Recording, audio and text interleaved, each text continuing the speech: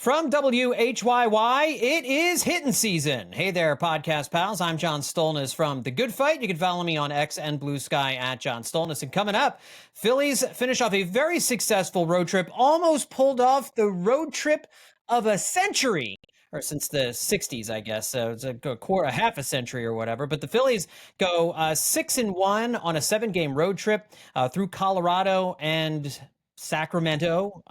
It's funny, the A's, they don't even have a city name in front of them right now. They're just called at the Athletics, which is bizarre, playing in a minor league stadium the way they did this weekend. But the Phillies take 2 out of 3 from the A's and sit atop the National League East by a game and a half with a 34-19 record, the best record in Major League Baseball. So joining me to talk about the weekend against the A's, and now that we've hit Memorial Day, we're recording this on Memorial Day evening. This is an official kind of like watermark of every baseball season, where the high, not a watermark, but like a Justin, Liz, what am I searching for? Like a milepost, something? Milestone, landmark. Yeah. Thank you. A mile mark, a landstone, something like that. Yeah. Something like that. It will never be better than this. The important thing, as John is saying, from this point forward, lower those expectations, folks. Let's just get this one started early. Yep. Yeah. Well, this is the round table, in case you're wondering. Justin Klugh and Liz Roscher joining me here on the podcast. Justin, of course, from Baseball Prospectus. Follow him on Blue Sky at Justin Klugh. Also, The Dirty Inning and Absolutely Hammered over at our Hittin Season Patreon. Justin, how you feeling, buddy? David Robertson wants $15 million to come pitch for your team. I feel like even pitching against the lowest forms of life in Major League Baseball, this Phillies bullpen has looked like maybe it could do without. $15 million is an ask. There's no doubt about it. That's a little more than I'm willing to go for David Robertson. Wow. 15. I mean, does he think he's got teams over a barrel or something?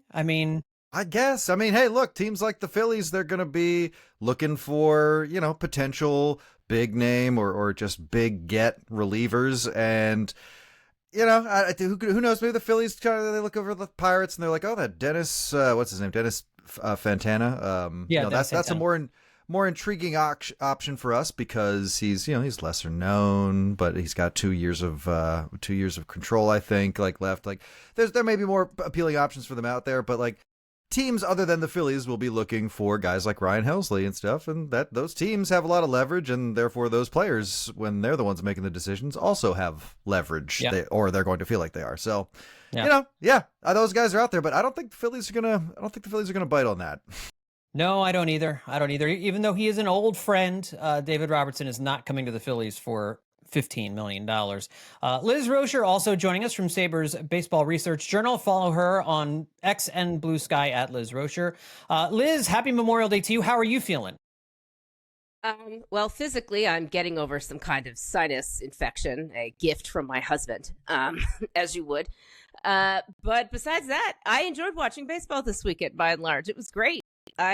It was such a fun series. It was so fun seeing them hit baseballs almost out of that tiny little stadium.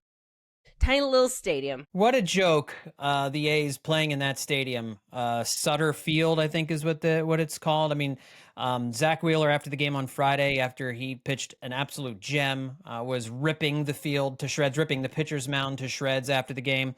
But the Phillies do take 2 out of 3 from the A's in this minor league park. The A's were on an 11-game losing streak until they finally were able to win the finale on Sunday, and it didn't look like they were going to be able to pull that off, but they scored 2 late runs off Matt Strahm to win 5-4 on Sunday. The Phillies in the middle game, the bats came to play, winning 9-6. So overall, Justin, a good series. You would have liked to have seen them finish off the sweep with an 8th-inning lead, but hard to get too upset, hard to get angry at all, really, at how well this team is playing. And I know, obviously, a lot of the attention is on who they've played in these last 3 series. And it's been, obviously, maybe 3 of the worst teams in baseball in the Pirates, Rockies, and A's. This is known. This has been the subject of conversation. I think there's a sense out there among a lot of Phillies fans that none of this is really kind of real, that a lot of these wins that they've been building up, this best record in baseball stretch that they've gone on, has been propped up by bad teams, and no one really believes it. They want to see them play like this against good teams. And so I don't know. I took a lot of great stuff away from this stretch of games, and you can only play the teams that are on your schedule, Justin. So how are you feeling after this run of success, a good road trip and a good weekend in Sacramento? It would have been great if the Phillies had gotten on a plane and flown to wherever the Mets were, and just using a mixture of dominating on the field and utter confusion on the part of the Mets as to what the Phillies were doing there, beating them for 9 out of 10 games, or mixed it up and gone and played the Dodgers too. But when you don't really have that opportunity, given what the schedule is dictating, you just play the teams that you're playing. And I honestly have no interest in having this conversation again. This topic was covered so much last year that the Phillies are playing crappy teams, but winning 9 of 10 tells you a lot more about a team than losing 1 at the end. So no one should be upset.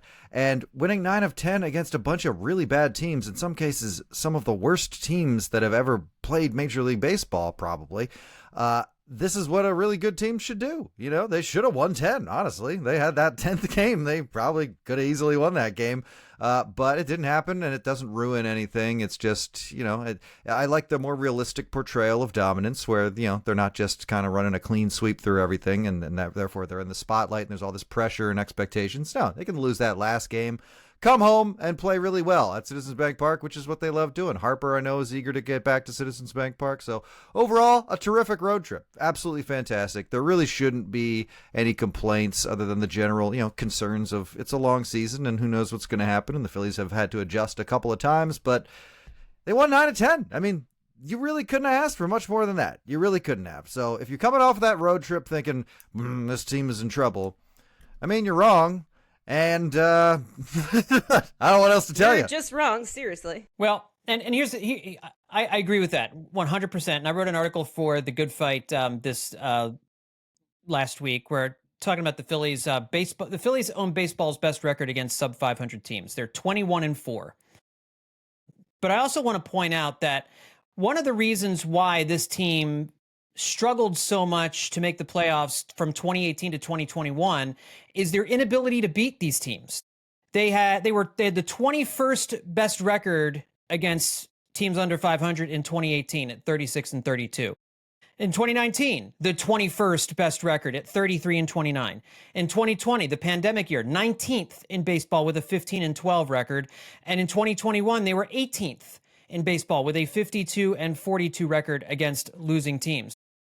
Part of the deal here is beating up on these teams is how you get yourself to the playoffs. It's how you get yourself in a position to win the division. And Liz, for all of the hewing and crying, and I remember back to last year when this when this argument was being made and the Phillies were running up a lot of wins against a weaker part of their schedule. At the end, they kind of coasted in the second half of the season after that. And I think a lot of people saw it as a mirage. That first half was a mirage, when in fact, I don't know that was the case. They were just way better than the teams that they were playing against during that stretch. So your thoughts on this stretch that they just went through? Almost won 10 in a row. Great road trip. I mean, I don't know. If you're unhappy right now, you're just looking for reasons to be unhappy. If you want, I can find some of those people and scold them on social media for you, because that's honestly what I'd like to do with my time. Because for some reason, they always pop up somewhere in my feed, somewhere on, if I'm stupid and looking at Twitter, I'll see them. And I'm just like, it feels like the Good Phight comment section from 2015. Like, it's just like, you would think some people would have moved beyond that. And, 2015 isn't a great example. There were plenty of reasons to be unhappy. But then there were other people who were inventing new reasons to be unhappy. And that's what we don't need. And I think that's what people are doing. Because last year, frankly, scared a lot of people off. Last year, with the difference in the strength of schedule from the first to the second half, it ended up being kind of a huge difference. So I hate that people are looking at what we're seeing as a mirage, because what we're seeing is the Phillies playing really great baseball. We're seeing everyone contribute. We're seeing, guys run bases. We're seeing articles about what is the ceiling for Trey Turner this season. That's exactly what we should be seeing. That's what we want. And they also were playing very well before this 10-game road trip as they well. were. So and they were not playing against bad teams. They went into a couple of places where good teams live and beat them too, So it wasn't always the worst in the sport potentially ever that was the Phillies' opponent in these games. They were winning a bunch of, except for that Cardinals series. They won every series after they got swept by the Mets, and then they went on this road trip and won 9 of 10. So what is your evidence if you're somebody who's like, this was all fake? I mean, I think you can argue they have been doing exactly what we should have expected them to do, which is to really almost run the table against the very worst teams in baseball. And I will tell you that I think the Braves will probably do the same, and the Mets will probably do the same, and the Dodgers will probably do the same when they face these teams. They just may not get them all in a row like the Phillies got them here just now.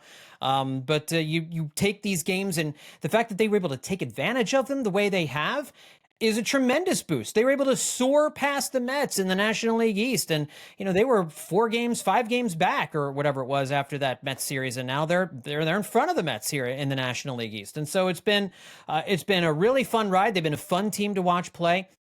With this, I'm just kind of throw this open to either of you guys. Justin, I'll start with you. Like, what is your big takeaway, your most fun thing from this past weekend against the A's? What aspect of this series against the A's, and if you want to make it elongated a little bit, what from the road trip, what part of this team, what player, something they're doing that you find to be most pleasing? Thank you for giving me permission to eat up a lot of time. I know we're really hurting in this episode. And please feel free to use the longest words to express your ideas, Justin. Yeah, no problem. So the answer to your question for me is, of course, Brandon Marsh's outfield assist is the big standout for the weekend. It's not just that Brandon Marsh saved the game with an outfield assist. It's that he did it perfectly, because in that moment, everything has to go perfectly. He positioned himself perfectly. He got the ball on the correct side of his body. He lined up for the throw. The whole goal when you're lining yourself up for that is that you're thinking about how many steps you're going to be able to take before you catch the ball, so you've got the forward momentum you want to make it a strong enough throw, but also accuracy probably matters more than strength in that moment. You also want to make it a manageable throw for the catcher to handle. He did all of these things. He positioned himself perfectly. He one-hopped it so it was manageable for JT at the plate, and it was not a guaranteed out. Davidson had a real good shot at being safe. If it was at all imperfect, he was going to score and the game was going to be over and they would lose. It was a very close play, so Marsh had to be perfect, keep that run off the board. Fransky made the comparison that I know I was thinking about. He said shades of Shane Victorino in Atlanta, throwing a runner out at the plate for the final out of a game that preserved a save streak for Brad Lidge. And then when the Phillies got out of that inning, because that was only the second out, they got out of a bases loaded situation without losing the game. Fransky was like genuinely blown away on the broadcast. You could hear him like smiling from ear to ear, like they're coming off the field, and it's apparently they're just allowed to do that after 3 outs. That's insane. So it was this unlikely moment of heroism, not because Marsh is that's not I don't think he's gonna necessarily mess up in that moment, but that's a tough play. That is a very hard play, and you have to get it perfect, and he did. He just completely nailed it. Throw a play like that in with his .340 batting average in the month of May since coming back. 5 doubles, .841 OPS. He's the only Phillies regular hitting over 30% of his batted balls for line drives. Not bad for a guy who went 0 for April and then got hurt. He's not even the Phillies' hottest hitter. With putting up those numbers with Turner, Harper, and Bohm. They've all been hit machines this month. So, that was a great moment. That was just, a terrific culmination of Brandon Marsh is back, man. Swamp Thing's back. And he's a big contributor for the Phillies, and he's doing it in multiple ways. And that was a huge moment that led to them winning that game. All right, Liz, same question for you. Well, mine is, it's sort of the same thing. That game that they came back to win felt really huge. I couldn't stop thinking about the 2008 Phillies. The whole win, the extra innings, the way they did it, the way they, Brandon Marsh saved the game. It felt like honestly, John, for the first time, I actually believed the thing that you say at the end of every podcast. I really did. I'm like, it's just the A's. But they're winning the World Series, baby. Yep. It's just the A's, but this is a team that doesn't give up. They manage, like, even bad teams play well against good teams. It can happen, happens every day, all the time. And the Phillies managed to continue to fight them off. And specifically, I just want to bring up Kyle Schwarber, who I think is playing some of the best baseball on the team, of his life, of anyone's life right now, not just because of the power, but his base running, I think, kind of goes largely unnoticed sometimes. But his base running this weekend was great, especially when he went from first to third after what he noticed in process while pushing a dude out of his way and briefly looking back to make sure he wasn't dead. He ran from first to third knowing that he was almost certainly going to get an obstruction call. And I'm like, my Lord, you're right. He went and he stayed, and it was, I thought, brilliant and well done. And I'm like, not every guy knows that in their mind as they're going. So I just thought, man, I love Kyle Schwarber. They just cannot let him go. Please don't let him go. His base running may go largely unnoticed, but it always does go largely. You're welcome. Largely noticed. Go ahead, John. Yes, largely. Thank you, Justin, for that lead in. I know whatever I say next will sound smart. No,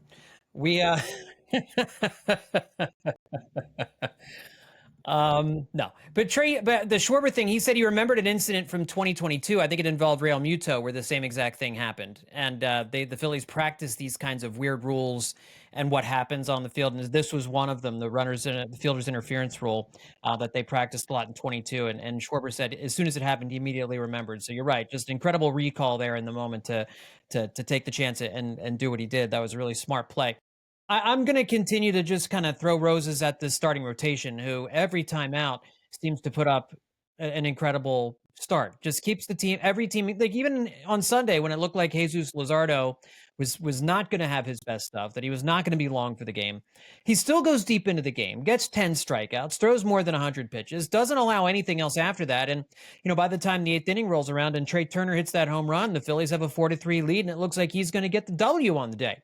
Now, Matt Strahm isn't able to hold on to the lead in the bottom of the 8th inning. The Phillies lose that game, but that outing by Luzardo, after that first inning, he recovered. He was able to just own that A's lineup after that, was as dominant as he has been all year. Saw his ERA go up, giving up 3 runs in 7 innings on Sunday, which is just shocking, from 1.95 to 2.15, I think is what it was. But then you had Zach Wheeler in the first game. And now this is the A's, and it's Zach Wheeler, so it's kind of like a big brother pitching against his little brother's baseball team, and he's like 5 years older than him. That's kind of what it looked like. But I was going to say it's like his big brother pitching against his literal toddler little brother. Right. Like his little toddler brother. Exactly. It's kind of what it felt like. And then in the game on Saturday, was another outstanding performance. I think it was Ranger Suarez that day, right? Ranger Suarez for the Phillies in the middle game of the series. Yeah, Suarez. Sanchez, sorry. And okay, so I apologize. Sanchez, I'm getting the Suarez start from Colorado in my head. Sanchez actually did struggle a little bit in this game. Didn't quite make it 5 innings. He didn't have his command. And it was kind of that was also kind of a telltale sign, like this starting rotation has been so good that these hiccup starts, when they do occur, they're shocking. They shock the system almost. But the bullpen on Saturday came in and did a good job kind of keeping the game in hand, and in that wild finish, as we were just talking about a second ago. But this starting rotation, literally, they give you a phenomenal chance to win every time they go out there. They almost always have the starting pitching advantage pretty much every single night. And that is a really, really great and comforting way to go out there and play baseball. So yeah, for me, it's the starting pitching and seeing what they've done over the course of this road trip as well. I feel like we gotta say something about if I'm gonna give Brandon Marsh credit for throwing that runner out, we got to give Johan Rojas his moment for that catch. Trey Turner was talking about that with reporters, saying he looked up and saw it was 106 miles an hour off the bat and was like, oh no. And I was just struck by that moment, that slow motion moment of when Rojas went for that one ball and it wound up going over the fence. He had it and it wound up going over the fence. And that shot of Trey Turner just clutching his head and collapse, like excitement. And then Rojas this time was able to do, I guess like a figure skating move before he caught the ball out there, like twisting his body in what felt like a very unnatural way. But again, another really important catch in a game that was real close and real tight, and that could have easily been a determining factor. But he was there and he used the skills he have to make a great play. So Rojas is a guy whose perception by fans, I think, has changed a little bit. And in a lot of ways, people are still waiting to figure out how they feel about Rojas. A lot of people have already decided how they feel. But, he's still able to serve these incredible purposes with his speed and his ability to make that catch. Not every center fielder makes that catch, and he did. So that was something that played a big role in the Phillies' success with the A's, for sure. And I wanted to make sure we mentioned that because I know there's people who feel like Rojas gets overlooked, and when he succeeds, it doesn't get talked about. But when he pops out bunting, that obviously gets talked about. So he definitely made the play of the day. Yeah, the baseball IQ that this team showed this weekend was really good, and I think that was displayed throughout the 3 games. Even the game they lost on Sunday, they played good, smart, hard baseball throughout this last road trip. Couple of guys who are really hot right now: Alec Boehm in the month of May. 341 batting average, 382 on base, a 537 slugging percentage. He's got 4 home runs in the month of May with 12 RBIs and a 155 weighted runs created plus. And then you've got Trey Turner, who is on pace for a 200 hit season at the moment. Again, still the power is starting to come now. Yeah, I mean, that's we're starting to see that we've been waiting for. Yep, and that's the thing. It's like this was the $300 million guy we were thinking we were going to get, and we see this Trey Turner come and play every once in a while, and sometimes it lasts for a couple of months. And so right now we're on a Trey Turner heater right now, and he's so impactful at the top of this lineup, Liz, when he's going well. He can do so many different things. We can see how he can rattle a pitcher into rushing a throw to second base to start a double play on a dribbler in front of the mound because of his speed. We've seen how he can score from first on basically any ball hit to the outfield, and now we're starting to see that power stroke come back. But that's what was great to see in Colorado and in Sacramento against the A's. The extra base hits started coming. He's starting to hit line drives into the gaps and down the line and all that kind of stuff. And Alec Boehm also starting to drive the ball, starting to just get those hits. That batting average is up over 270 now. I mean, it was well below 200 just a few weeks ago. So a remarkable turnaround for both those guys. Who's had the more impressive turnaround, Trey Turner or Alec Boehm, Liz? Let's see. I'm going to say, if we're looking for incredible turnaround, who's had the more incredible turnaround? From the beginning of the season to now, it's probably Boehm. It's probably Boehm, I'd say, considering he was under 200 for a little bit. But I feel like Trey Turner's turnaround has been more important and more kind impactful. Yeah, sort of opens the door to a lot more good possibilities, of good play and winning games. Not that Alec Boehm doesn't have that ability, but like Trey Turner is a guy that the Phillies paid a lot of money for, and people have been sort of waiting for him to be that guy, and now he's sort of showing it. And if it takes a couple of series against real bad teams, and hitting the ball in some thin air, I think it's great. I hope he continues to retain this when he comes back, and the power really stays, because that's what's been important. That play a couple of days ago that Alec Boehm made at third to get a runner at second and start a double play was vintage Alec Boehm, and I don't even know what I mean by that. I guess I guess more importantly, yeah, his turnaround from April to May, Turner was already hitting like 280, and then he started hitting even better. Boehm was unacceptably performing, and then his OPS jumped like 400 points. So I feel like Boehm's turnaround is significant because he is somebody that you're more like. Turner's on that tier of player that's like, yeah, he's going to be a contributor in some way, whether he's hitting 280 or 340. Like he's going to, there's a baseline of success there that expectation wise, you're totally on the level for expecting him to play that well. Whereas Boehm, there's that whole emotional narrative and, who is this guy? Like the two tales of last year between the halves and everything. So, this is why the opponent doesn't really matter to me, because let's say this is the most successful Alec Boehm we get this year, and it winds up being a sad story. Well, you know what? At least against the 10 worst and easiest games the Phillies were going to play this year, he found a way to contribute then. If it winds up being a test and he's playing going up against harder pitching and other opponents, then things fall apart, then we'll know what the deal is. But for a player like him, who really needs to get into a groove to be able to perform, to make this much of there must be an adjustment that we don't know about yet for him to really he didn't have any home runs in April. Now he has 4 in May. He's clearly seeing the ball better and hitting the ball better. And maybe it has something to do with the opponents, but it's got to have something to do with him, because it wasn't just a 1 or 2 game, he had massive success and we're using that to define the entire road trip. No, throughout the entire road trip, he has been hitting well. Throughout the entire month of May, he has been playing really well. So that is, I think, a very important turnaround, because guys like that, Alec Boehm, who you start the season with question marks about, it's a lot more important to see success there than from the guys that are supposed to be operating on that level.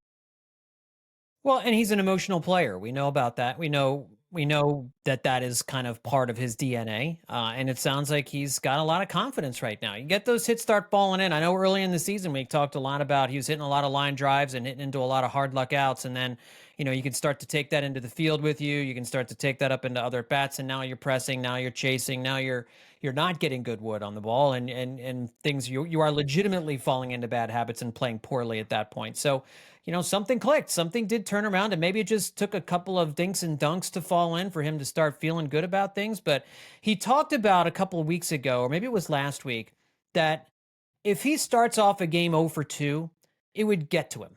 And he would kind of take that into his 3rd at bat and his 4th at bat, that he would let that, that would kind of be a sense of failure that he has, that he's started off the game in the hole, essentially.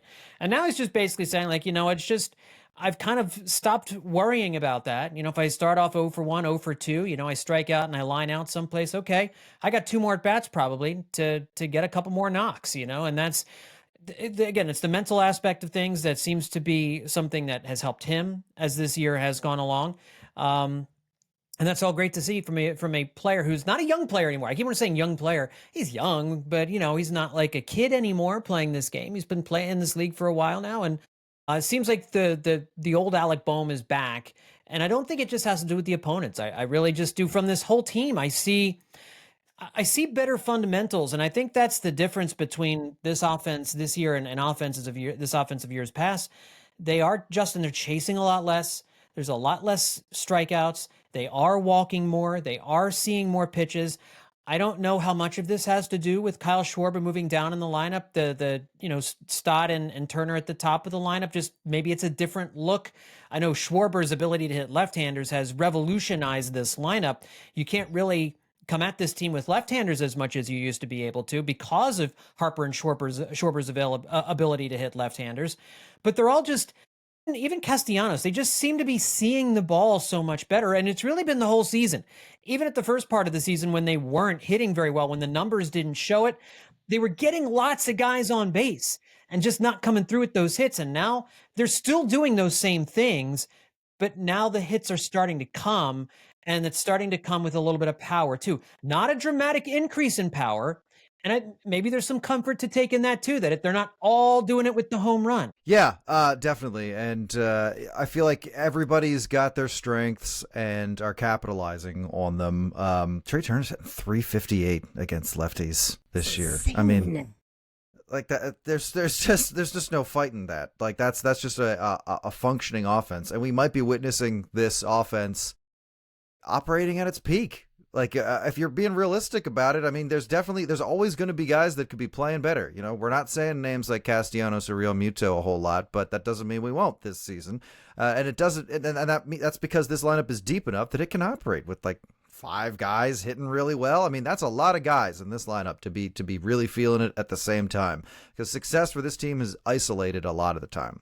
So that we're able to talk about, like, I think maybe even like 2 weeks ago, if you had started doing a premature, like, who's the Phillies all-star question, wasn't totally clear, even though the team was playing really well. You would say, like, you go to pitching and say Luzardo, but now, I mean, you say Schwarber, you can say Turner.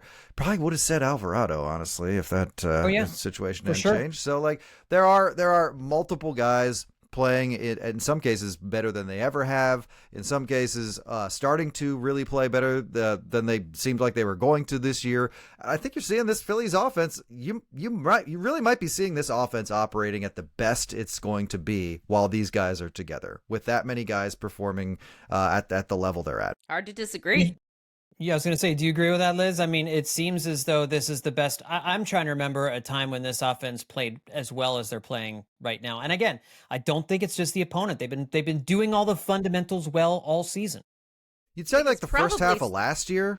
I was actually literally just going to say that. I was going to say, I think the first half of last year is the last time we saw a Phillies team that was this dominant, but there were always a lot of underlying worries about Stott and Bohm. Or actually not Bohm until the second half, but there were worries about Stott. There were worries about Schwarber. There were worries about Harper. Like, there were worries about Trey Turner. Like, everyone was waiting for another shoe to drop because not everything was working at the same time, and everything felt it was like a stop-start, feast or famine type of thing at times. And this feels a lot more even. This feels a lot more regulated. I don't think I've said a lot of save some runs for tomorrow, guys, to this team very much. And I think that's, good. Like, we don't need them to score 20 runs against the Orioles or whatever it is. We just need them to score enough runs to win.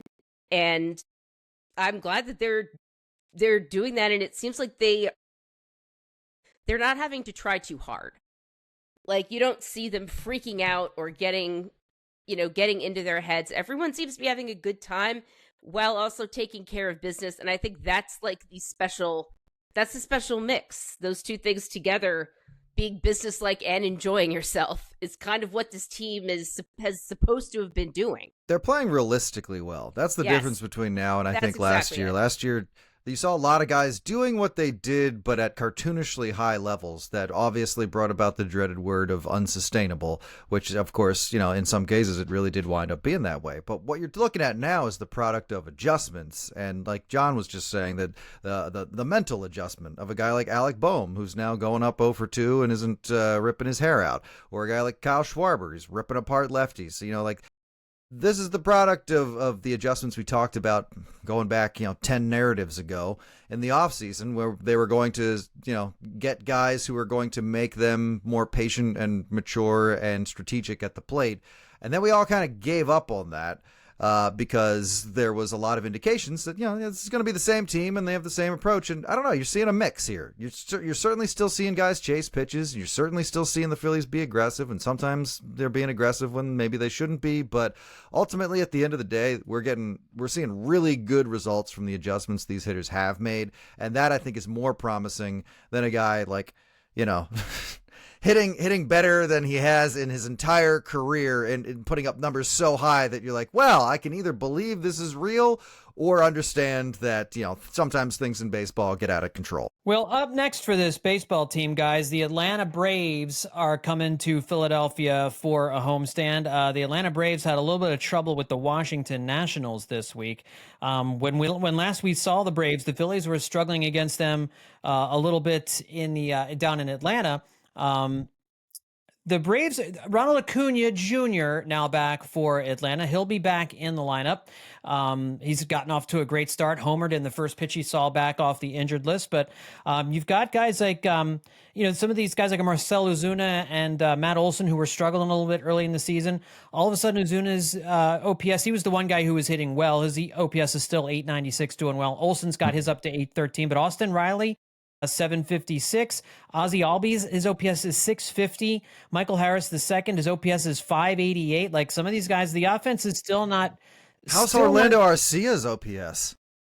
Well, I don't know, but he's not on the Braves anymore. Designated for assignment. Uh-huh. Oh no! Oh my gosh! Oh well, who's? That was just such a mean old stare he gave Bryce last year. I figured that was going to come back and no. Okay, he's just gone. All right, He's gone from our lives. Yeah, that's a shame. Yeah. For those who hadn't heard, yes, the Braves did designate Orlando Arcia for assignment this week. He had been off to a dreadful start. So the Braves are still coming in with some offensive worries, but the pitching matchups this week are pretty good. Spencer Strider comes in. He'll take on Ranger Suarez. Now Strider still coming back from the hamstring injury now. He was on the injured list a second time because of a hamstring injury. So I think this is his third start since coming off the injured list. He's got a 5.79 ERA here in the early going. He'll go up against Ranger Suarez, who's pitching outstanding right now. On Wednesday, you'll have it's AJ Smith-Shawver will be going for the Braves. He's off to a good start this year, 3.67 ERA against Zach Wheeler, who of course is maybe the leading candidate for Cy Young in the National League at this moment. And then on Thursday, you've got Chris Sale against Christopher Sanchez. So, I mean, these are three great pitching matchups between these two teams. You know, Justin, when I see the Braves, I see them coming into town, I still feel like they're a real tough matchup, a real tough opponent, even though they are struggling this year. The Phillies are up, I think it's 5.5 games in the standings on them right now. They are playing better baseball, but the Phillies, yes, it's up. No, they're up 8.5 games on Atlanta in the National League East, not 5.5, 8.5 up on Atlanta. They come in 4-6 in their last 10. So I don't know. This feels again like a series. You really want the Phillies to take 2 out of 3 here at home against this team after losing 2 out of 3 in Atlanta. You're muted, Justin. This is really the difference here is that, obviously when we spent the last week and a half talking about how the Phillies have no reason not to beat these teams, well, the Braves, they do have more reasons to be beaten than I feel like in recent regular season matchups, but I feel like saying 2 out of 3 is a more realistic, more respectful, I guess, projection against a team like the Braves, who have been struggling and who the Phillies have been able to kind of just bypass with ease here at the beginning of the season because of that hole they put themselves in early on. But getting Ronald Acuna back and getting Spencer Strider back and all the asterisks that go with guys still trying to bounce back and everything, that's a big deal. Acuna is obviously the central player to the Braves' success, so having him back in the lineup makes them a much more dangerous team. And I think they love playing the Phillies, and I think they love beating the Phillies. Honestly, there's a little, obviously what feels like something of a rivalry given these teams' recent history. So I think they're constantly going to be a threat because they have been for years. But boy, it would be a real shame not to take advantage of a team like Atlanta when they're in a state like this, because that's what you got to do. You got to understand this is a team that will be playing better later. Maybe they're a team that kind of finds its footing in the second half. Maybe it takes that long, but truthfully, you beat the Braves when they're in this state because you may not get another chance. I like the Phillies' chances of winning this series because of the way they're playing and all the momentum they have, and their pitching staff, I think, is just, you look at Strider, yeah, he's a terrific, absolutely top of the game pitcher when he's at his heights, but like you said, he's constantly in recovery anymore in 2025. He's just bouncing back from some kind of bodily issue. And the rest of the Braves pitching staff is just formidable. But the Phillies can lean on their starters so much more than other teams. And we talked about that on Friday. And John, you just mentioned it now, that it feels like the game is so much easier when you have a starter in there who can just strangle the opposing lineup, which was easier against teams that are historically bad, but could easily happen against the Braves too, because the Phillies have 4 guys who can do that to you.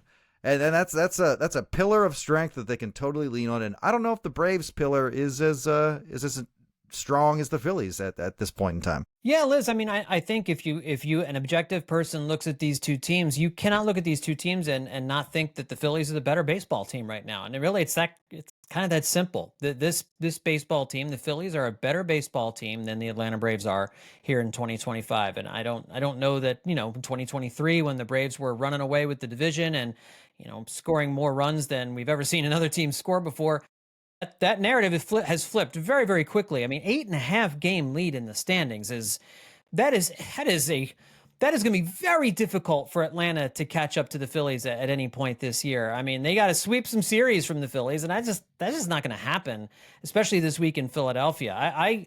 The way the Phillies are playing right now, I'd be very surprised if they don't win the series. No, they're just coming off of a 9-game winning streak, and everyone's feeling really, really good about themselves. Like, they're going to come into this Braves series, I think, feeling better than they have almost at any other point in the season, despite having lost that game, having that last game against the Athletics, despite having the winning streak snapped. They're still going to come in just feeling it because they just won 9 games and they pretty much obliterated 3 of the worst teams in baseball exactly as they should have. And so now they're going to go and play the Braves and have the mindset like, yeah, we're going to play the Braves like we should have. We're going to play them like we need to. And like everyone has confidence in themselves and each other. And that's like the biggest thing. I saw like with the Eagles this past season, they always went into games feeling like they were all giving their best and they could trust each other to give their best. And I'm seeing that a lot with the Phillies right now. I didn't think I would, applaud the decision to end the post-game shower of disgusting sunflower seeds and water. But if that's what it took to sort of snap everyone into place and to get them in this headspace where they're like, we've got a job to do. We know we can do it. We like each other and we're going to have a good time on our way. If that's what it took to get them there, I'm super thrilled with it. I'm sure it was more than that, but yeah. I mean, I agree. I think, mindset certainly is important and maybe taking a more professional approach or whatever it is. I don't think they were unprofessional. I mean, No. I think we say professional approach just mean more, maybe a little more buttoned down, but enough with basically enough with the kid stuff, and it's time to win tour here in 2025. And I think they all feel that. And it's great to see them playing in a way where, the pressure's on them, but they're not really feeling it right now. And I think the other thing that we saw from these last 3 series is we can see what a bad baseball team really is, right? The difference between the baseball being played by the Pirates, Rockies, and A's is totally apparent when you compare it to the type of baseball that the Phillies have been playing against those teams. Like the comparison against it's not even close. Like the Phillies are an objectively, if you had any questions whether this was a really good baseball team, that question has been answered. The question is, can they win enough games in October to win a World Series? And every good team's asking themselves that same question, and you're not going to know the answer to that question until you get there. So in the meantime, you're banking as many wins against these substandard opponents as you possibly can. I still don't know what to make of the Braves this year. Is it a substandard opponent? Like, is this a lost Atlanta season? Is this going to be a season where they missed the playoffs entirely? Really, that should have been the season last year when they had all those injuries. I mean, 8.5 games out of first place is one thing. They're probably not winning the division, but I mean, Atlanta, they're 4.5 games out of a wild card, and it's still very, very early. No one's counting the Atlanta Braves out. You've still got Strider and Acuna, and if they hit their stride, if that offense gets hot, that is a team that can run off like a 20-8 or a 20-6 May. You know what I mean? Like they can, or a 20-6 month. Like they can do that. I think that's one of the things I'll be most curious about this week. Is I just watched them play the Nationals. They did not look impressive. They lost 2 out of 3 to the Padres over the course of this last weekend, and the Padres are a very good team.